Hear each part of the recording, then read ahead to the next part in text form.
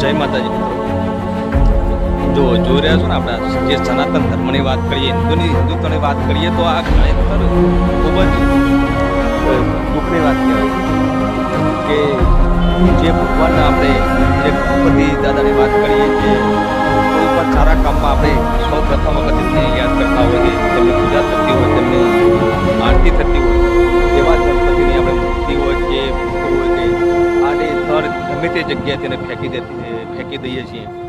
બીજું કે કોઈ એવી જગ્યા બાકી નથી કે તમે જુઓ કે કોઈ નર્મદાને કાંઠે હોય છે કે કોઈ બીજી ખરાબ જગ્યાએ દશામાની મૂર્તિ હોય કે પછી કોઈ ગણપતિ દાદાની મૂર્તિ હોય કે શંકર ભગવાનના ફોટા હોય કે અંબાજી માતાનો કે ખોડિયારમાંના દશામાના આવા અગણિત મંદિરો હોય, ફોટા હોય, તેની ગરિમા સચવાતી નથી.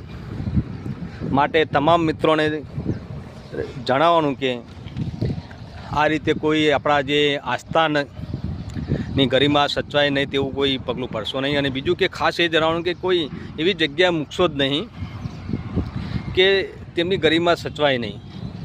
આપણે તેની પેલી ના કરી શકીએ તો પણ તેનું પેલું અપમાન તો થવું જ ના જોઈએ.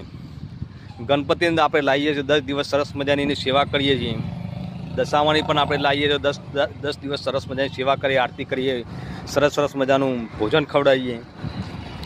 પછી 10મા 11મા દિવસે તેને વિસર્જન કરતી વખતે આપણે આડેધડ જગ્યા મૂકી દઈએ છીએ અને તેની જે ગરિમાની વાત કરીએ છીએ સચવાતી નથી, તેમનું અપમાન થતું જાય છે. તો તમામ માય ભક્તોને આ વખતે નમ્ર વિનંતી કે દશામાં હોય કે ગણપતિ દાદા હોય કે તો આવી રીતે ક્યાંય બહાર